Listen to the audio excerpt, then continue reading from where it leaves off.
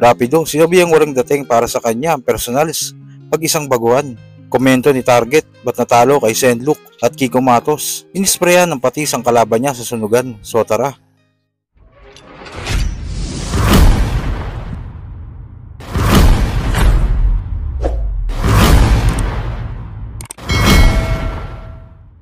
Sa labang Jonas vs Joss at Eds ay dito nag-judge si Rapido. Sa rounds nga ni Joss at Eds, meron silang mga personals kay Jonas.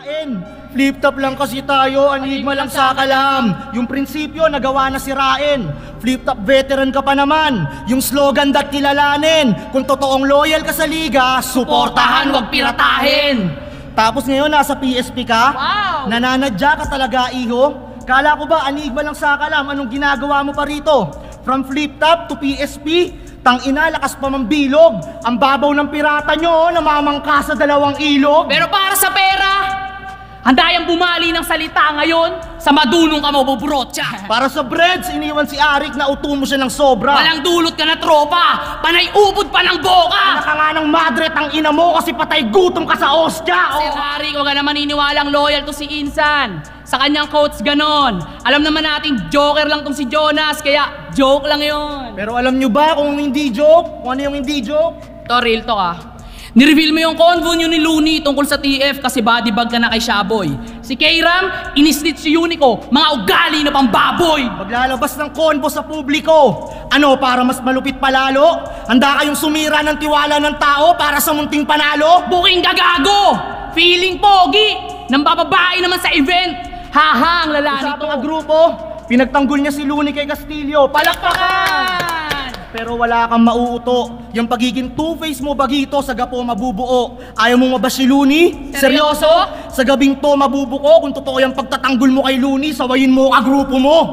Kaya wag mo na lang pansinin para di ka naaanoy. Kapag sinabuya mo ng tubig ang mantikang nag-aapoy, yun na yun! Kaya pala di masabi kay Lipcram. Baka mag-away patyari. Tipong sa Castillo lang pwede, parang asawa ng hari. Oo, hari ka magpatawa. Sa jokes effective pa. Mamahiya ng katungga, yun ang directive niya. Pero pag seryoso na Jonas, ba't nagiging selective ka? Kaya mukhang walang bilang kakalaban. Dito sinabi ni Rapido sa judging niya na wala daw dating ang personals ng isang baguhan. And Joe's feature, laban kay Jonas, nanalo si Jonas. Round 1 ni E.T. and Joe's intention delivery. Advantage yung dalawa kasi malakas yung impact. Add pa yung chemistry nila, so talagang palitan sila ng malalakas sa bara. Round 1, rebat ni yung about kay Pibus, yung asawa rebat ni Jonas. Jokes na ang ending, bara yung continuation. So bars ang mas nangibabaw para sa akin. Satisfied na ako doon para makuha ni Jonas yung boto.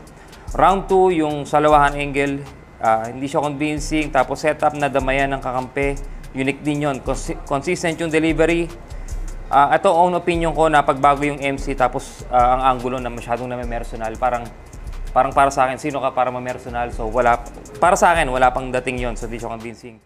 Sa kabilang balita naman, pinasok na nga din ni Kiko Matos ang rap battle dahil babattle nga siya sa sunugan kontra kay Peso Rothschild. Sa press con nga nila ay dito nagharap ang dalawa at expected nga ang hype lagi ni Kiko Matos. Nispray niya nga ng pati si Peso.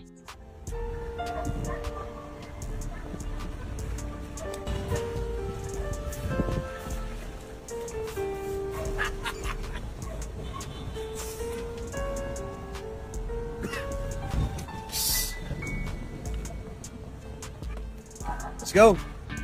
Tara. Go. And they both wanted to have a chance to show that kahit iba sila, kaya din nilang dalhin ang kanilang talento.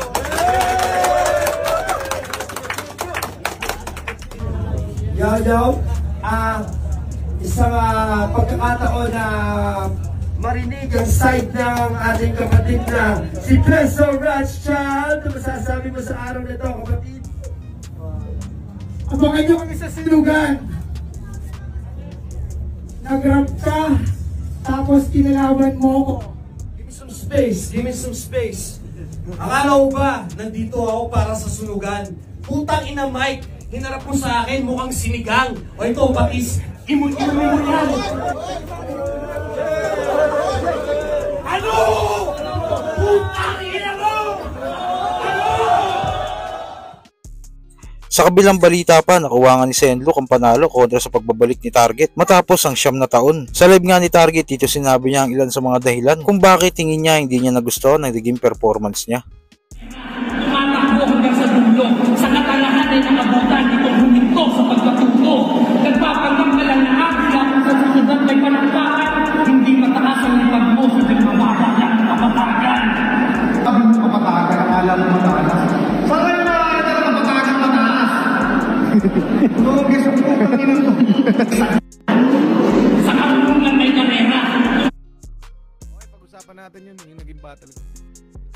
Naging battle ko, no excuses syempre, no excuses. Pero, nabitin ako sa oras ng pagkakabisa kasi dati kasi kung magkabisa ako 3 araw lang, so akala ko ganun pa din, hindi na pala.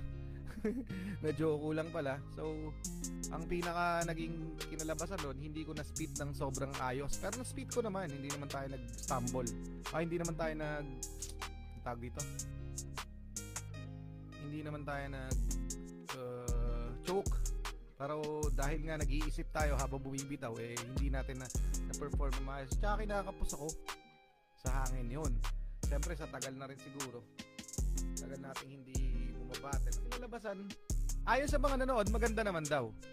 Pero feeling ko tinulugan ako ng tao. Feeling ko lang ha. Anyway, sabi naman nila maganda naman daw kinalabasan ng laban. Okay? So naniniwala ako sa nanood lang. Yung mga nanood, maganda naman daw. And one more thing, dahil nga natatakot ako na mawala ako, hindi ako napag-rebuttal. Talagang ganda sana ng mga possible rebuttals ko. Ang laki ng posibilidad na mawala ako sa yung mga verses ko, yung mga rounds ko.